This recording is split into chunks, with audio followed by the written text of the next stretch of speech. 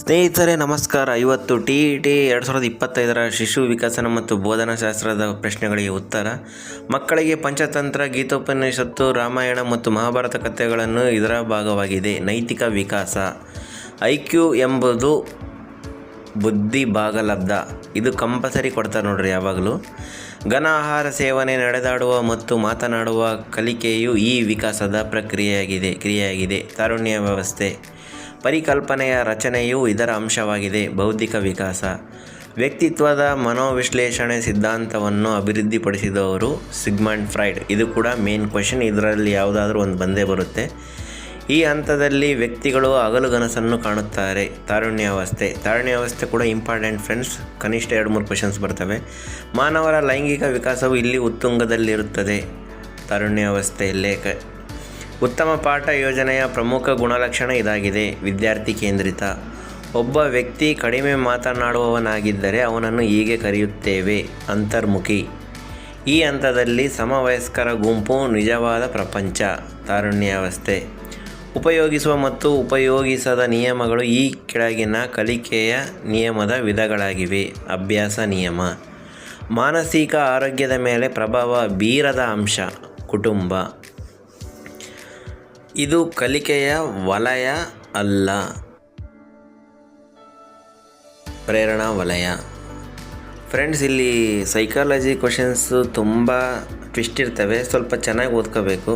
Braille ಲಿಪಿಯನ್ನು ಈ ವಿದ್ಯಾರ್ಥಿಗಳಿಗೆ ಬಳಸಲಾಗುತ್ತದೆ. ದೃಷ್ಟಿ ಸವಾಲುಗಳುಳ್ಳ ಮಕ್ಕಳು. ಈಜುವುದು ಮತ್ತು ಕುದುರೆ ಸವಾರಿಯು ಇದರ ಉದಾಹರಣೆಗಳಾಗಿವೆ. ಸ್ನಾಯು ಕಲಿಕೆ.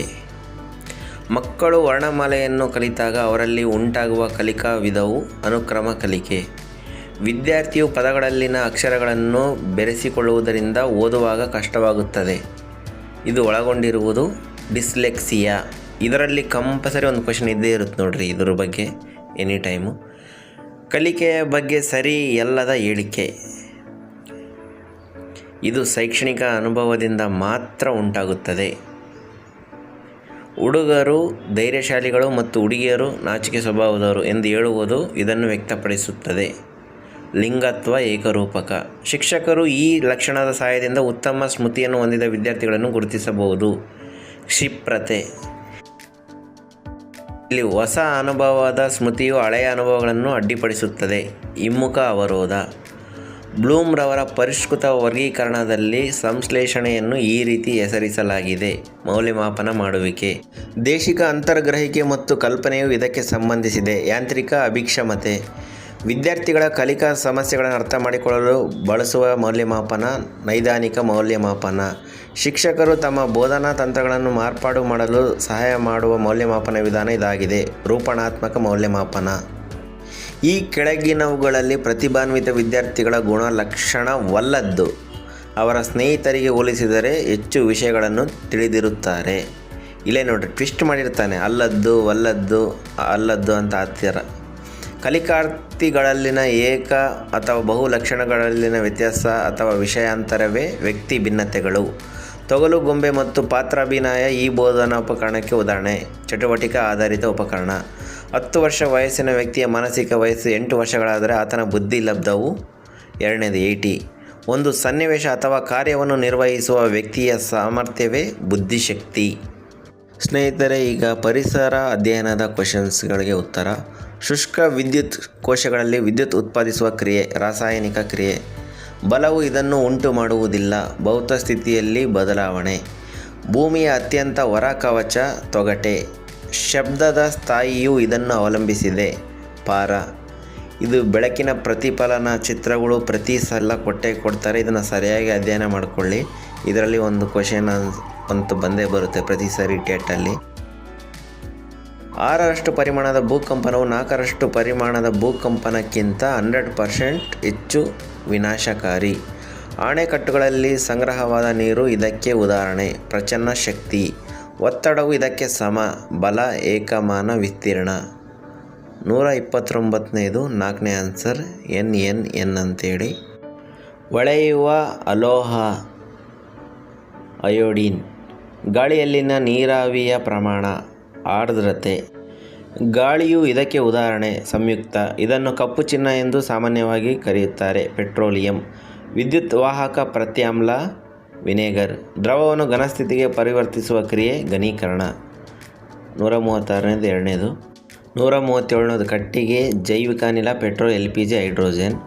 138ನೇದು ಸಸ್ಯಗಳು ಉಸಿರಾಟಕ್ಕಾಗಿ ಬಳಸುವ ಅನಿಲ ಕಾರ್ಬನ್ ಡೈಆಕ್ಸೈಡ್.